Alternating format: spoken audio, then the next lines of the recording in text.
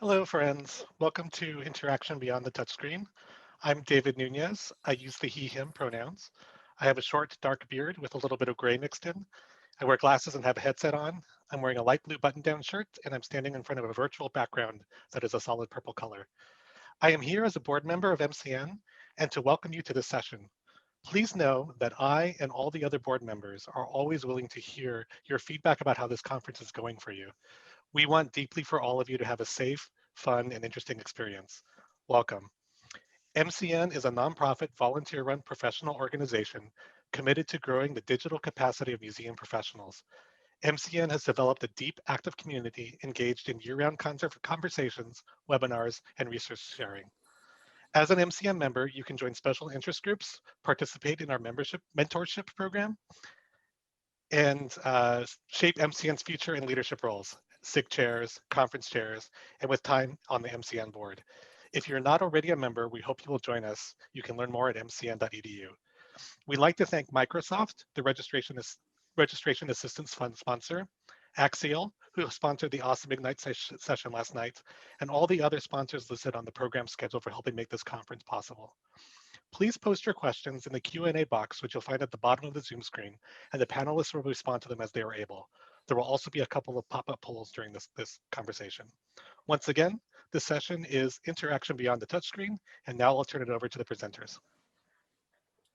Thank you so much, David. Ryan Dodge here. In my day-to-day, I'm head of digital experiences at the Canadian Museum of History and the Canadian War Museum. And like many of you joining us and the rest of the panel, we've had a pretty interesting few months at our two museums. My role is really focused on in-gallery technology, and so I've gathered people from around the world who also work in this area to talk about what's happening where they are. So I'll just go through and introduce, but first off, if we could have our first poll question. Really simple poll question: is your museum currently opened or closed? And so you could just let us know, just to give us an idea of where everyone is at. And we are open. So I'd like to introduce the panelists here that I have with me. First, I'd like to introduce Andrea Montiel de Schumann, who is currently an independent digital experience designer focused on collaborating to create digital experiences to help communities see themselves in art. Among other things, Andrea serves on the program committee of MCN. She's part of the organizing committee of AAM's Tech and Media Muse Awards, and is also an education program advisor for the Future Smithsonian Latino Galleries. And recently, she's been focused on the ethics and moral implications of emerging technology, as well as better labor practices and conditions in museums. Thank you for joining us today, Andrea. How are things going where you are? Oh, it's great. It's sunny and I'm ready for this conversation. It's great to see you all. Awesome. Next, I'd like to introduce Lucie Paterson, who's joining us from, looks like, sunny Melbourne, and actually tomorrow morning. She is Head of Experience, Product and Digital at the Australian Centre for the Moving Image. And with a little over 12 years of experience leading digital at cultural organizations, including Te Papa, the South Bank Centre in London, and now ACMI in Melbourne, Lucie's work shapes exhibitions and experiences that will lead our sector into the future. Her current work is focused on the $40 million redevelopment of ACMI and building a new institution of interactive media and screen. Good morning, Lucie. Thank you for joining us today. And how are things down under?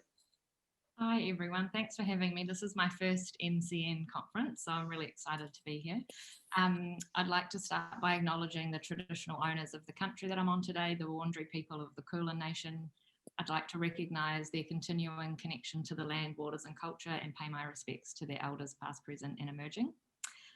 So yeah, I'm at ACME in Melbourne, Australia. We've been closed since May 2019 for a $40 million redevelopment. We have been doing some programming offsite. And so I guess for us, when COVID hit, we were in a fortunate position where we'd already closed. We'd planned to have no front of house staff. We'd already made a lot of those plans. So that was quite a blessing in some ways. I think Melbourne, I read somewhere, has actually experienced the harshest lockdown so far globally.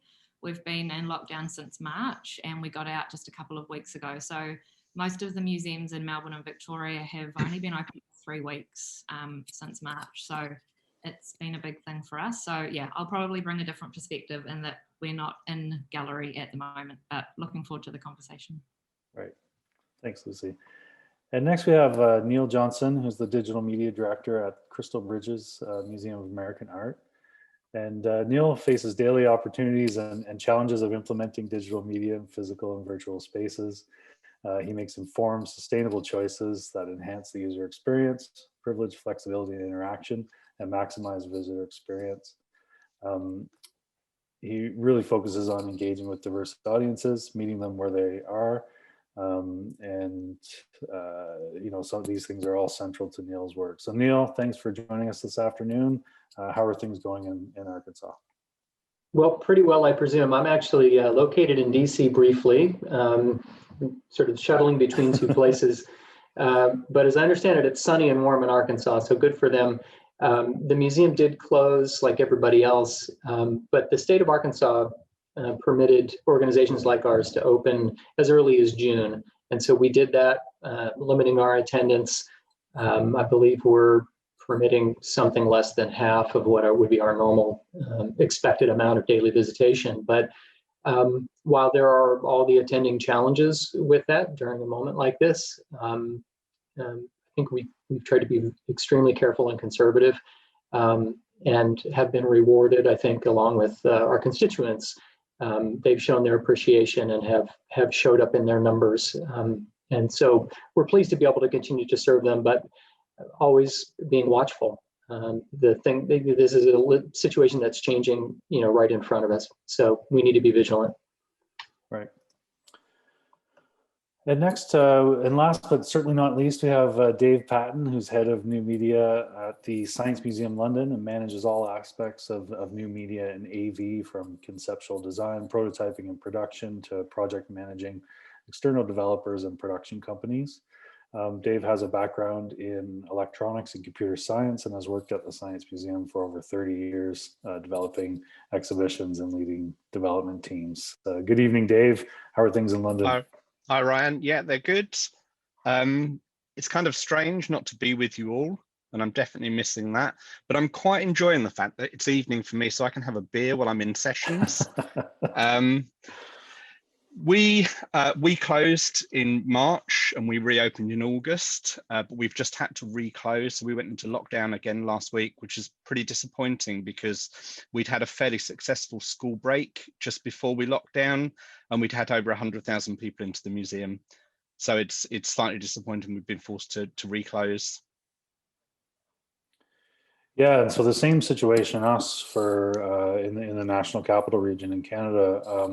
My two museums are actually in the War Museum is in Ontario and the History Museum is in Quebec. So you know, different provinces and different you know, stipulations and restrictions in both provinces. So it's been interesting to manage that. The History Museum, which is in Quebec, is closed. It was open for a few months through September and October, and then and closed near the end of October again. And then the War Museum has been open since we reopened in the late summer. So it's been really interesting to sort of manage that as well.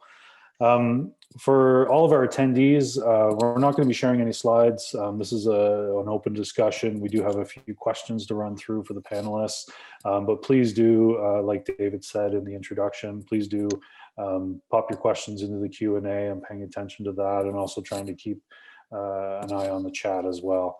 I think if we could have our next poll question, that would help.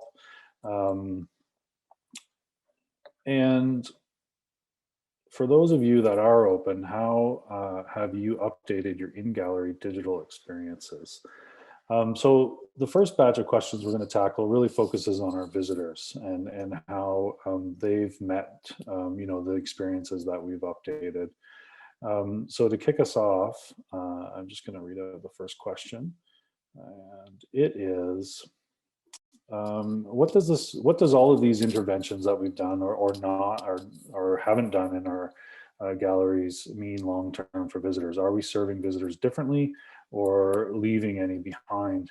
Are any of the behavioral changes like touchless experiences going to persist? Who wants to take that on first? I'm happy to start. So complicated answer because I know that many museums work differently. But what I have observed in the larger institutions, which is where I belong, which I'm sure is different with smaller institutions, I wonder, is the strategizing behind digital. I think that it was interesting where the decision-making power was switched when coronavirus hit. It seemed to me that leadership in institutions, even beyond mine, focused on how fast they could open their institutions with the minimum requirements. And I will say that, it's kind of natural on one sense, but for us experience designers, for those who care about the visitor experience, and that understand that there are limitations already as it is between equity and access. We saw some nightmarish situations happening where I will define that I will say that the visitor was redefined and who we serve was redefined. And it was based on a sense of urgency, in my opinion. And that led to thinking of the visitor as people that have good internet access, that have maybe more than one computer, and within in a gallery that they are able-bodied. So that is the assumption that has come in. And I think that there's been an excuse to address this in more meaningful ways by saying, well, we're in the middle of a pandemic, we're doing what we can. 7 months after, I haven't seen much change on that perspective, but please correct me if I am wrong.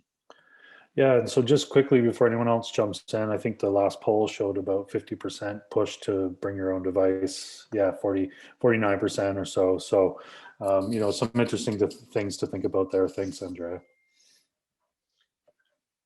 So Ryan, can I jump in on that in response to that? So I think my experience wasn't like Andrea's at all. I mean, I think we were shut for 6 months. So we had lots of time to work out how we were going to reopen, and visitors were absolutely at the core of that, the safety of visitors and of museum staff. We did a thorough audit of everything in the museum, and we had working groups working through what the approaches would be. And we looked at whether we needed to pivot away from touch screens, and in the end decided not to do that. We instigated a massively ramped up cleaning regime, which is very public, so it's very visible to the visitor. We put a lot of signage in the museum. The things that we removed were anything that had close contact with the face or head. So we had to take out all of the headphones, and we've got a number of exhibits that have eyepieces that you're looking at. We had to take those out. The major impact of that was some of the headphone exhibits were part of our access layer. They had built-in induction loops, so they worked for people that were hard of hearing. And what we're currently doing is making sure that access layer is put back in a slightly different way. So we are introducing various things that are accessible via mobile phones to allow you still to access that content. And that's an ongoing process, but it's nearly complete now, and certainly will be complete by the time we reopen the second time. And one of the reasons we didn't switch from touchscreens is we were quite concerned about the other options that were available, and they're not well tested and researched with visitors. And we didn't want to start to change interfaces without being able to do extensive visitor study work to make sure that whatever we were putting in was going to work for all audiences. And I've certainly heard some stories of museums that remove touchscreens or turn them off, where visitors are still trying to touch the screens even though they're off, which seems to be the worst of both worlds. It doesn't actually solve the problem, and still puts people potentially at risk.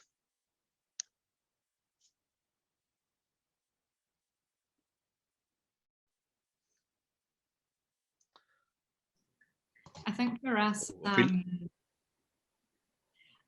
because we have, like I've said, we've been closed this whole time. We've been thinking about our reopening and reopening the whole new museum, and we've gone out with a new vision, which is a multi-platform museum vision. So it's not just physical, it's also online. So the strategy is very much about across platform.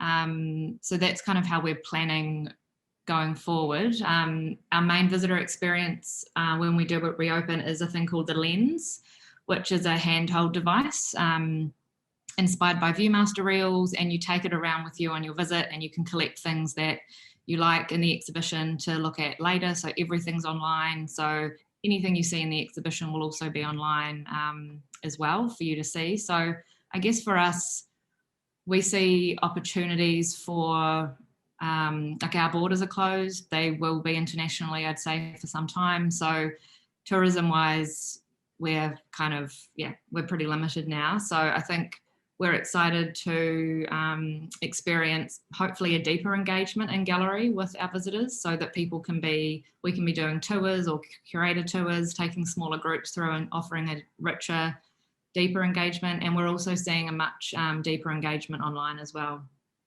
because people have been at home, they've got much more time on their hands, and they have wanted things to do over lockdown. So that's been our experience. That's great. Sorry, I think I cut out a little bit, so I may have missed, but I'm back. Apologies there. I think the next poll launched, and I think it went along with what everyone was saying. And the question was, for those of you who are open, are visitors engaging with these in-gallery interventions? And 63% said yes, and 37% said no. So it's interesting to see. I don't know. The next question is really about visitors again, and do we see what constitutes a visitor? Has that changed at your institutions? Are we thinking about visitors differently? But I'm not sure. There's a question here coming in from the chat. Curious if you think, this is for Dave, I'm curious if you think that the science museums are taking a different approach than art museums. Dave, it sounds like your evaluation of touch points was extremely rigorous and well planned out. I'm not sure we're taking a different approach from art museums. Certainly in the UK, I think we took advantage of the amount of time that we knew we'd be closed for to thoroughly investigate with our interpretation teams and our curatorial teams every exhibition and all of the elements that we thought we might need to change. So we made conscious decisions about everything. And had time to implement the things that came out of that. So we used the fact that we knew we were going to be closed for quite some time to our full advantage, and resisted. There was certainly a bit of a push early on to perhaps try and reach decisions quite quickly about what we were doing without thoroughly investigating.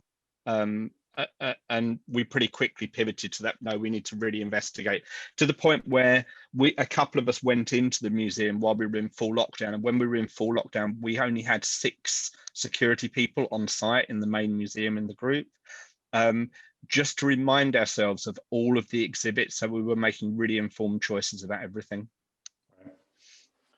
And so I guess, let's follow that up with, has the notion of what constitutes a visitor changed at your institution? I think, Lucie, you wanted to kick us off on this one. Yeah, for us, it definitely has. I think more the notion of what a visit is, that definitely has, for sure. There's an increased interest definitely from our board and our donors about our virtual program and the online content and how that's going, and the conversations are happening about how we might adjust our key performance indicators to represent this change in consumption and engagement. So people are definitely more aware and more understanding now of a digital visit and digital engagement, and it's now for us about how we meaningfully measure that going forward. I would like to add that maybe there's also a new perspective around visitors and who these visitors constitute. I think that maybe some of the people that are watching used to dream that digital visitors will be considered, especially since we already understood that this was a great possibility to advance the field. And I think that we're finally getting that pressure, getting it even from not top leadership, but actually main donors or different people that are actually do require reports. Like if their foundations are supporting an institution, I imagine that finally is in the report, and that can be a leverage, a negotiation point, and definitely something to push for good visitor experiences. Good. So I think there was another question about the chat about styluses, and I think we're going to talk about this in the future, but let's just chat about maybe some of those interventions a little bit. I think Dave, you wanted to pick up that one. Yeah, just on the question of styluses, it was something that we looked at. In my museum, we've been doing digital for 35, 40 years, and when we reviewed, we have 3 different touchscreen technologies in the museum that would have required 2 different stylus types. So there was already would be a huge problem in terms of visitor journey with explaining to people when they might use one and when they might use another. But also we get 3.4 million people a year through our door. So even if the styluses are a few cents, the cost is still quite significant. And one of our core values is around sustainability. And we were concerned about the amount of waste that we might be generating by doing that. So we quickly discounted using styluses, though I know other museums have successfully deployed styluses. I'll add just a quick note of that. As we did some testing on some alternatives, looking to a future when we might be in a hybrid situation, we're bringing touch back, but our audiences aren't necessarily all going to be ready to buy back into touching things in public. The alternatives that we looked at were, capacitive items like finger cots, finger prophylactics made of nitrile or latex, although latex has allergen problems, and then styluses. And I think, everything David said is interesting and important, cost and issues of sustainability. We also came at that from a notion of accessibility and accommodation. There are plenty of folks with motor skill challenges who might be able to point and touch at something, but being able to do fine motor control of a small stylus and hitting very fine points in our interactives sort of heaped on top of the waste and the cleaning overhead and the desire to not think about these things as disposable items is leading us away from that as an option. Right. Yeah, and just to add to that a little bit, we have a lot of audio experiences that are button activated because we're bilingual institutions. We have to provide all of our content in English and in French. So we have traditionally used push buttons in exhibits, and we've since moved to either putting that content online, looping that content if we could, removing the headphones as well. But we're also installing infrared buttons as well, so people can just wave over for the language. And then we're also looking at, we're going to be installing some, it's called Velostat. It's a conductive fabric that could go under a floor sticker or something like that, that people can step on or roll over with a wheelchair to engage those experiences as well. So it's just some things for attendees to look into. But let's keep rolling. We're I see the time ticking away, so we're going to talk about content a little bit. We've got a question here: has the value and production of digital content changed at your institution? I think Neal, you wanted to tackle that one first. Yeah, I'd like to contradict myself as I answer it, because I think we found in some ways, in particular, the dramatic increase, almost 600% increase in consumption of our digital content. We have a very robust YouTube channel. We switched very quickly to live streaming and prepackaged tours for schools, stay-at-home families. Really trying to meet the need where it was especially during the summertime while everyone was essentially quarantined. And our strategic goals for hiring are really around that kind of media production, because I think we see in the future, we're not walking away from that. When, in a post-COVID situation, we realize we're reaching people further afield. Our digital marketing can be reaching out to people all over the country, all over the world, and we can be delivering content at scales that we didn't consider before. So I think very dramatic pivot towards media production and looking at people just really anxious to consume that. The other direction, though, is that's not always a solution. So when we locked down, our education department went out to the local community that they serve, the school children of Northwest Arkansas, and said, what do you need from us? And the answer wasn't art. It was, we need food. Our kids that are in Title I schools aren't getting breakfast and lunch every day.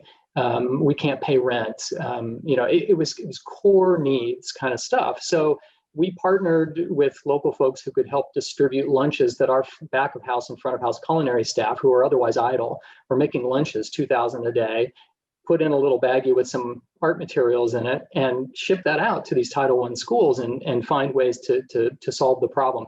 And I mean, sure, we used email. I mean, digital was involved, but I think it's taking a look at these problems and really listening to what the fundamental issue is. And sometimes it's not access to art or information about art. It's very basic stuff.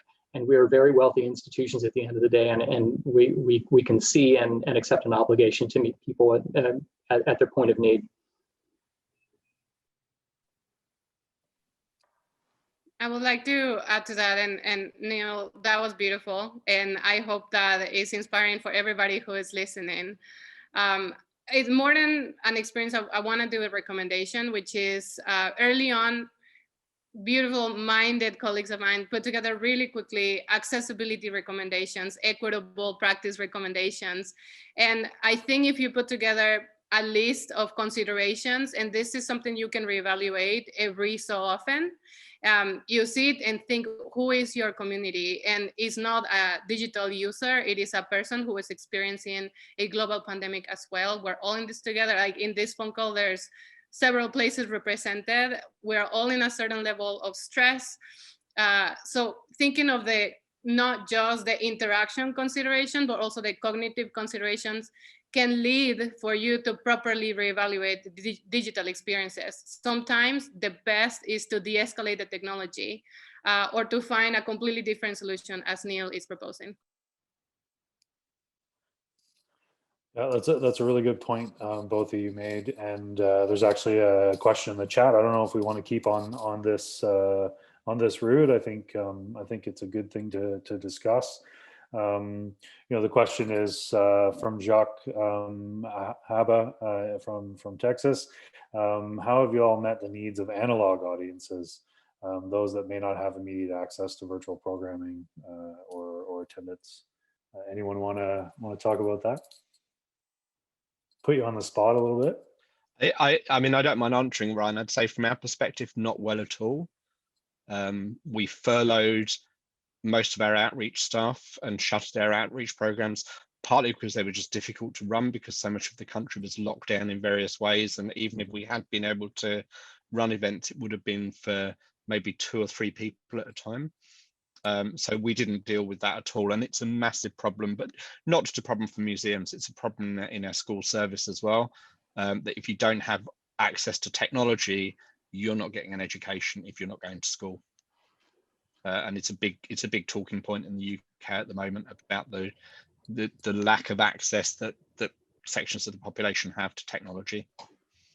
And it's not uncommon, and more as a teacher, it's not uncommon for her to be have a family that's got children at the school where it might be a family with 4 children, but they only have 1 laptop or 1 tablet for all 4 children to share. And that's fine when they're not trying to do schoolwork, but if they're all trying to do schoolwork at the same time, that really doesn't work.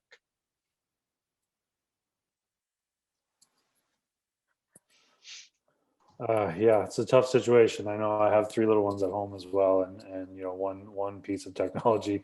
So yeah, when we were trying to homeschool everyone back in the spring, it was definitely a challenge to get work done, and I'm very fortunate. So yeah, it's a challenge, and I don't know that it's definitely maybe something that gets left an afterthought about more often than not. So I think it's definitely a good question, and definitely something that we need to think more about going forward. There's also another question, and it sort of deals with that human interaction. The question is, were there any changes to and how guests interact with staff in the galleries? For those of you that did reopen, was there more floor staff available to interact with visitors? Did anyone, does anyone have any experience with that? Again, from our perspective, there are certainly more cleaning staff, and the cleaners are on the floor of the museum during the day when usually they clean the museum out of hours. It's very visible. Staff are more visible I think, at this time, just because they're trying to keep visitors safe. And we did a massive regraphicing program across the museum with advice and guidance about using the museum at this time. So around social distancing, wearing masks, we closed some lifts off.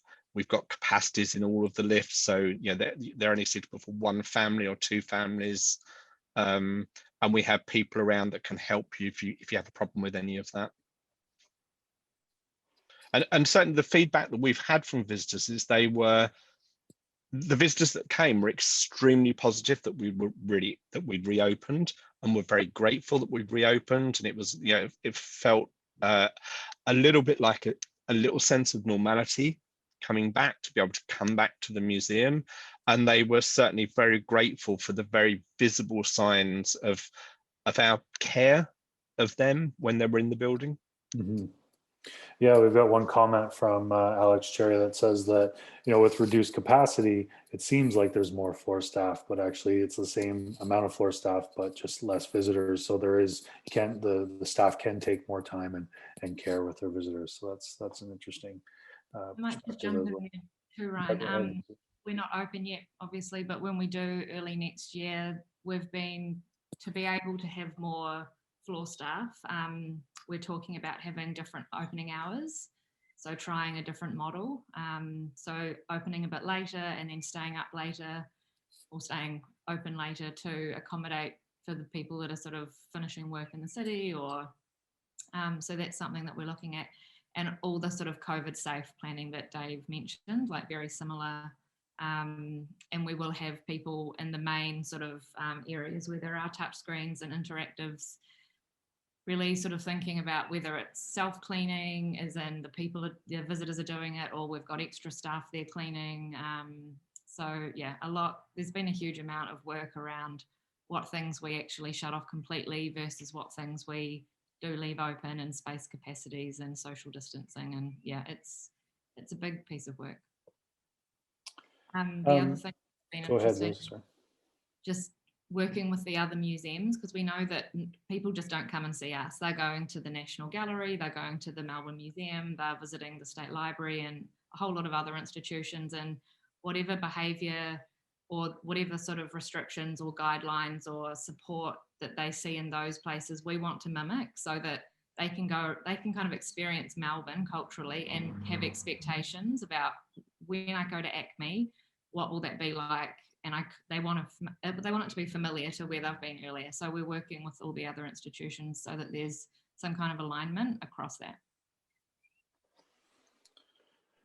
Yep, we certainly did the same, Lucy, with all of the museums that are around us, to make sure that we were all opening with the same kind of offer. Because what we didn't want is for one museum to open their catering and another one not, because they felt it was unsafe, because that sends a very mixed message to visitors, and we wanted that message to be really clear from all of us. Yeah, good point, both of you. We actually have another question in the Q&A box, so I think we should tackle that before we move on with our other questions. It's from Sarah Hill, and she asks, did anyone ask floor staff to operate interactives on behalf of the visitor, so that there was one person touching them and not many?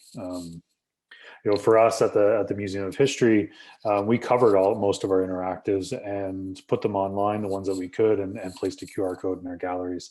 And then, like Dave, you know, the ones that are available still, there's lots of cleaning happening. So, you know, we didn't take that route, but curious if others have. We didn't take that route, but we have an exhibition that's currently in the Guangzhou Science Museum in China, and that's the approach they took. They had floor staff operating the exhibits on behalf of visitors. Well, it's not an answer. It's definitely on the side of more of a recommendation. But I will encourage everybody to remember that interaction at the end of the day is offering choices to visitors that are going through a museum that normally makes a lot of choices for them. So interactives are some of the only few moments in which a visitor gets to decide their experience. So sometimes it is not a matter of completely reimagining the entire experience as much as you can rethink about how you can offer those moments of choice. and at least provide that sense of ownership on one's experience as we visit a museum. Thanks, Andrea, for adding that. It's definitely something to to keep in mind for sure.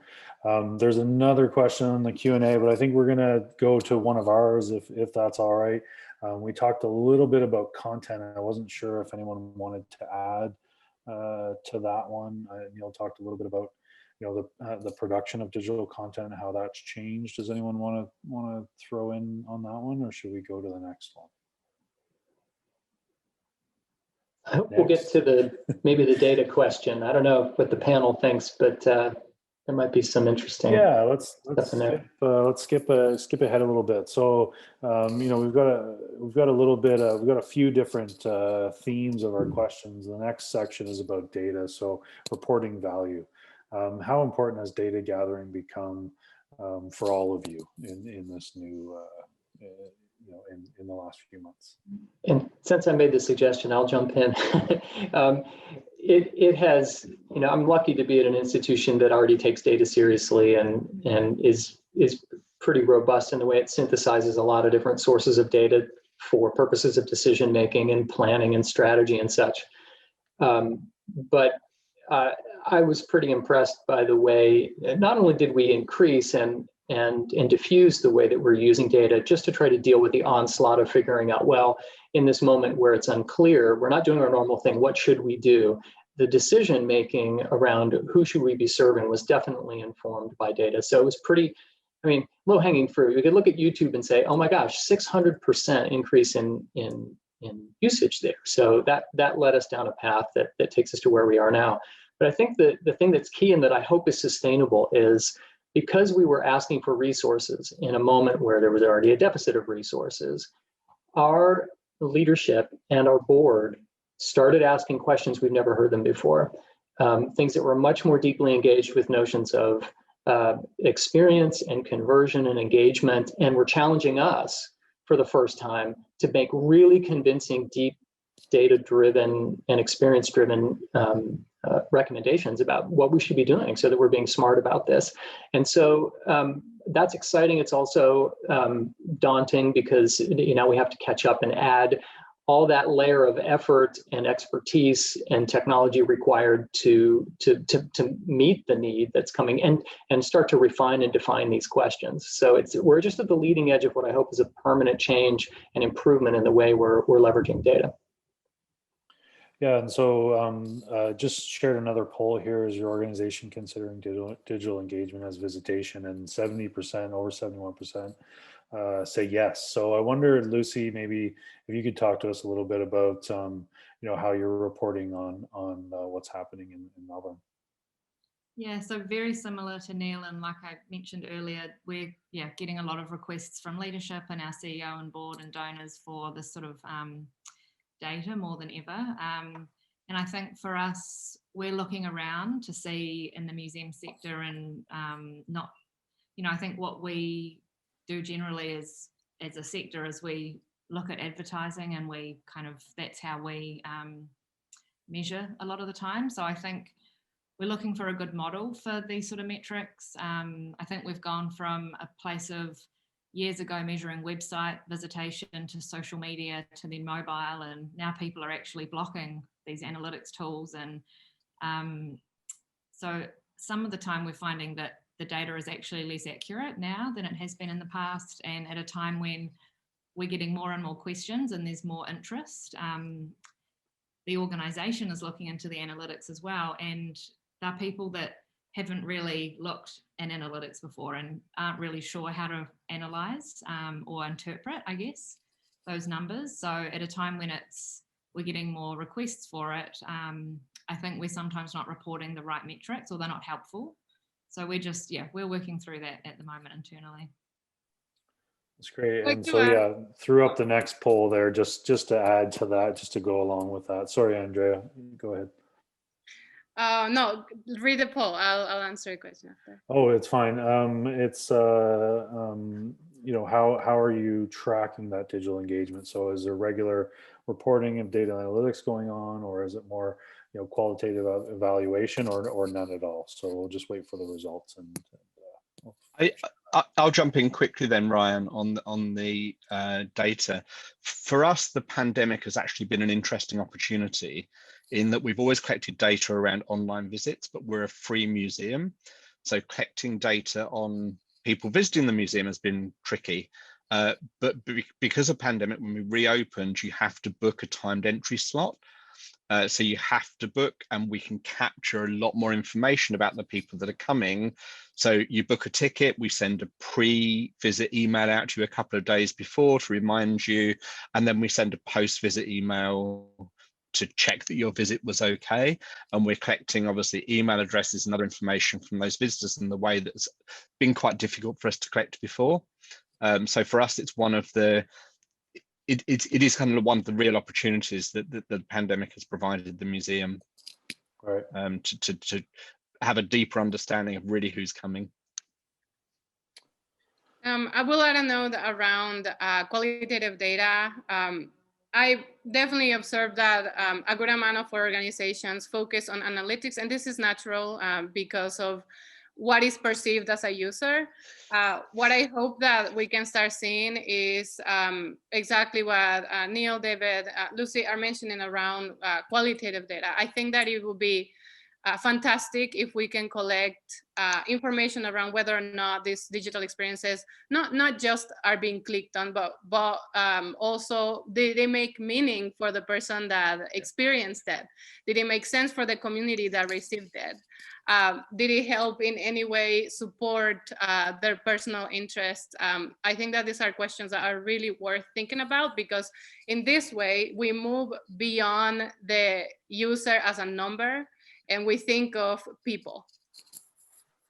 Yeah, and it shows in the numbers, 84% are doing the data analytics, and I think it was 8% or 6% were doing the qualitative, and yeah, I think that's something that we're also looking at as well, is how do we get beyond those vanity metrics and really to report on impact. And so that's something that I really want to work on this year for sure. Yeah. And increasingly, Ryan, funders actually, what they're really interested in is what's the impact of the thing we're funding. It's less and less about how many people are coming. It's like, how much impact do you make for each person that comes? And for museums, that could be quite difficult, because there's obviously an impact you make at the time, but there's a long tail to that impact, which is very difficult to measure without doing very complex longitudinal studies. Yep. Yeah, it's really hard to close that loop, but I think it's definitely worth putting in the time and the effort for sure. We're running out of time, so I'm going to go quickly to our next section, which is around internal conversations. And so, how has the pandemic changed your internal conversations around digital content and engagement? I think Andrea, you wanted to talk about this one. Yes, definitely. I have a lot of dreams and hopes and dreams for the value of digital right now. And I think that as we are observing, these power dynamics play in full force sometimes. And I am so happy to hear of institutions, for example, your institution, Neal, clearly doing wonderful, wonderful, wonderful things. What I will say is that we are facing a major opportunity to engage with people that are struggling by using our best abilities and tools. And right now, unfortunately, because of the way things are, digital happens to be an important interface. And one of our only ways to track if we're being successful, if we're making even any sense, to be able to create better services for people. I'm just putting in the chat as well. Check out the Europeana Impact Playbook. It's a resource I've been looking at and trying to implement, and it does help you think about not just gathering those analytics, but also how to work that sort of evaluation into your digital products long term. So I'd like to add just a little bit onto what I hear Andrea saying. I think one of our lessons has been, as we move into new territory, or as we're trying to figure out, I don't know, how to distribute 2,000 lunches a day, like what we're realizing is that we can't do it ourselves. We have to, and it doesn't make sense necessarily for us to try to to establish the kinds of relationships that connect us directly necessarily with an audience. There are often community organizations out there who need partners as much as we do. And so we get their expertise, we're supplying something somebody needs, and together as a group, now we can service a need that neither of us could do separately. That takes creative thinking and work, and you have to go out and learn who's out there. These aren't organizations that we previously partnered with before, but we took it on ourselves to go find these folks and figure out how could we grease the wheels so that we could actually accomplish some of these goals, which might have seemed crazy, if we didn't have the advantages offered through these collaborations. And I guarantee you, this is not going to stop here, right? Like we're realizing we're stronger together, that we can do more, and that we can scale in ways that we couldn't before.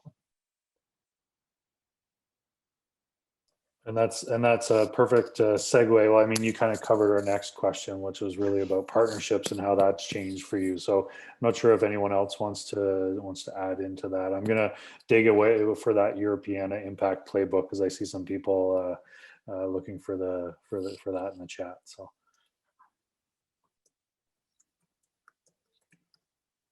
No interesting partnerships from anyone else? No. Oh, there we go. Jessica found it for me. Great. So I guess, yeah, if we've covered sort of partnerships, I think we got about just a little under 15 minutes, and I think our last question is a really big one, and Zach Fowler also asked something similar, and it's really about sort of the future. Zach asked, have any museum added more digital staff to help with the added workload? And then, our final question is, how do we leverage the new importance of digital? You see all over the sector, lots of people being furloughed or laid off or terminated outright. So, how do we stop the brain drain in museums laying off digital teams? I'm happy to start. I will say that evaluation is going to be an important instrument for 2021.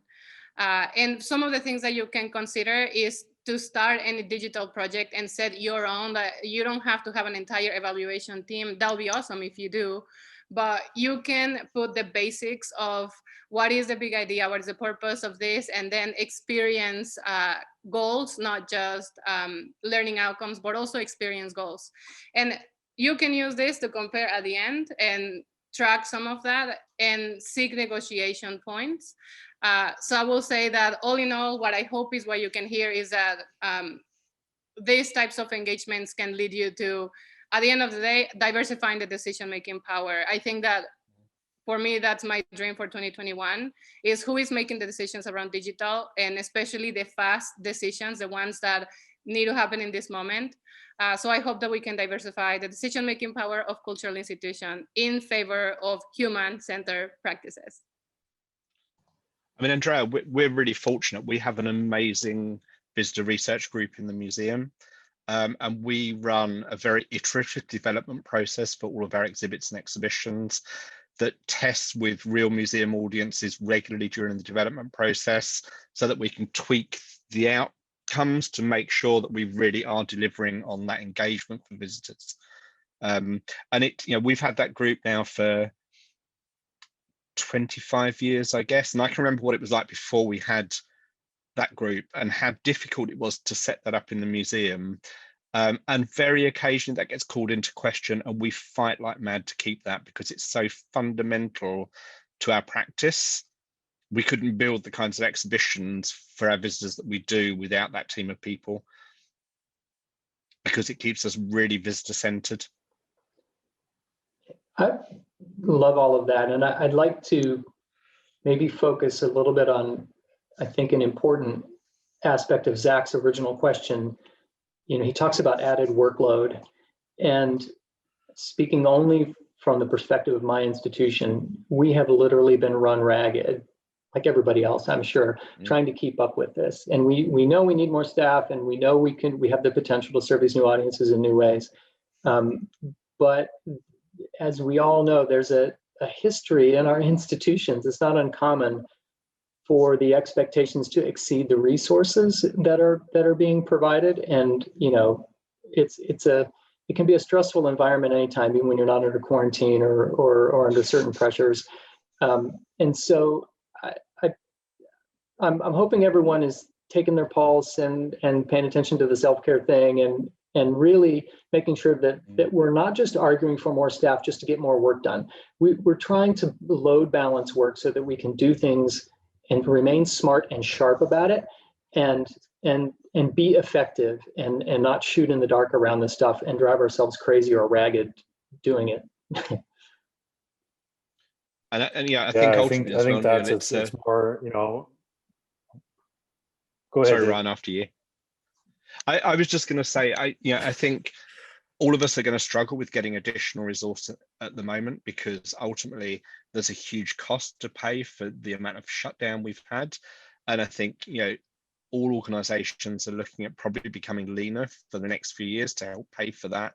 I think what it has done is probably made it more difficult to reduce the size of those digital teams, because at one point it was the only way of reaching out to any kind of audience from the museums, and I think that's been kind of proven really well over the last 9 months.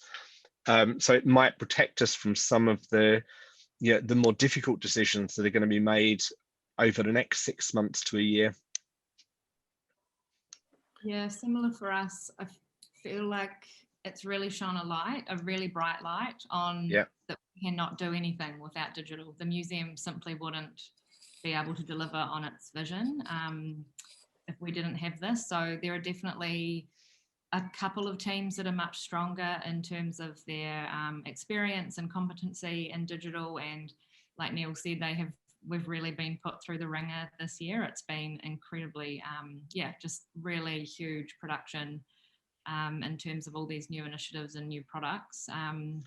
But also we won't be getting any new staff, but there's a very strong support from leadership to expand the digital literacy and fluency across the organisation. So instead of having new people, because we won't get any more headcount, perhaps, for example, the IT team could be doing more project-based work and the help desk could be distributed amongst teams or things like that. So really thinking smartly about how the things that people do in their day-to-day lives, how come you don't do that for your work? How come you rely on someone else to help you reboot your machine or whatever? So yeah, just thinking more smartly about it.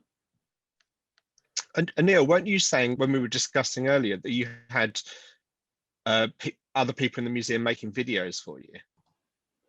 Yeah, thanks for bringing that up, David. We simply didn't have the resources to produce at the level that we wanted to, even though we have a full-time video producer and some backup folks. And so we said to the education department, when they came to us and said, we really want to do live streams, we really want to record videos so you can do art at home with us and just watch our YouTube videos when it's convenient for you. We said, well, get your phones out. Here's a little primer. Here's how you make a video. Here's some free video editing software. And I mean, we did it with good intentions, but we didn't know what we would get back necessarily. And they blew us away. I mean, very, very quickly, within a week, they were producing really high quality content creatively in ways we wouldn't have thought of doing. And we thought, okay, here we go, that we're off to the races.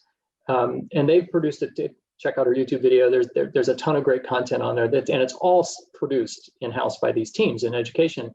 But when we get back to some sort of normal and they're trying to deal with the workload or their in-gallery programs, the physical, programs as we get back, how do we sustain that, right? How do we keep up that volume? And that's a problem that we're far from solving yet. Yeah, and so that sort of answers a question that Sarah Hill had that we just answered in the chat, is how you're involving your digitally savvy colleagues to help you. So it's a good news story from Crystal Bridges. And Deb Howes also had a question related to the poll that we just shared, where about 75% of you were optimistic about the future of digital. And she asked, do you mean optimistic about the future of full-time digital workers in museum staff roles? And I can't remember from our planning sessions where we wanted to go with that. Does anyone Can anyone chime in on that one? I mean, this is a personal view. I'm kind of optimistic in that, you know, digital has a very permanent role to play in all of our museums. One of the things I've begun to think for a few years now is sometimes the way we talk about digital and kind of privilege it actually is beginning to become an issue. And it is something that everybody in the museum has a digital element to their role. And actually, I'd like to see us sometimes stop talking about it as digital. It's just work as normal, and digital is a tool to make things happen. Yeah, it's just another tool in the museum's armory of things. And I think sometimes to kind of normalize some of that conversation might be quite useful.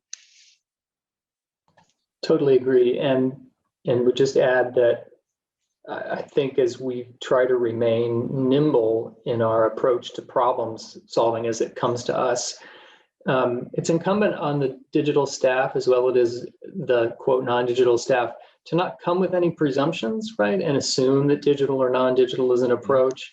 But that puts pressure on us when we find a sweet spot and we agree in some Venn diagram of solutions. There's a solution here.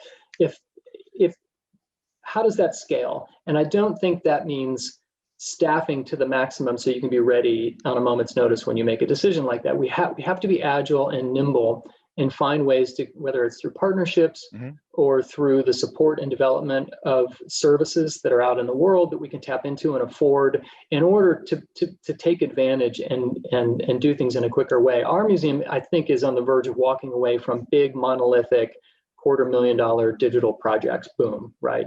Like that was a privilege we had in a different moment in time. And now how do we do things in a more lightweight and more agile and nimble way? Yeah, and I think, Neal, you mentioned something earlier about being selective, and it's really about quantity over quality, or sorry, quality over No. Sorry. And so I think, you know, and I really agree with that. I think, you know, it's you know, when in March and in April in the spring, everyone was pushing out all this stuff. And then I noticed a real sort of, you know, step back in the early summer where everyone just kind of took a deep breath and said, this is not sustainable. You know, how are we going to continue long term? And so I think that's really important to think about as well, is that, you know, is to not really worry about what everyone else is doing what you need to do for your community should be your main focus, and in my opinion. I see Andrea unmuted for the final word. I do want to share a really positive note. I think that poll came at 75% because I actually have so much hope for the field. And I have hope for the field exactly because of who integrates this community of digital. I understand that we've been overworked to the absolute max in this past few months, but I truly do believe that we can be I think mutual aid is going to be the difference in this next year. I don't necessarily think that it's going to be that all leadership is going to be transparent and perfect suddenly, but we're going to be supporting each other enough that I believe we're going to keep on building capacity and supporting each other in ways that we can produce better things for our communities. Really good point, Andrea. Thank you. And I don't know that we have one final question in the Q&A. I don't know we're going to be able to get to it, but I think maybe it's something that we can all think about, you know, as we continue with MCN this week and next, and in the months to come, is how do you do qualitative research online? So yeah, so something that we can maybe think about and tackle. And I see some more comments in the chat a little bit. There's a note about continuing the conversation in Slack. If you're a Slack user over there, just look for the info in the chat. The session is recorded. The transcript will be available afterwards as well. If there's any other housekeeping issues that we need to go over, I'm not sure, David or anyone from the MCN team, before we wrap up. Thanks to all of you for participating. I really appreciate your wisdom and insight into all of this. And thank you to all that are watching this. Looking forward to continuing the conversation.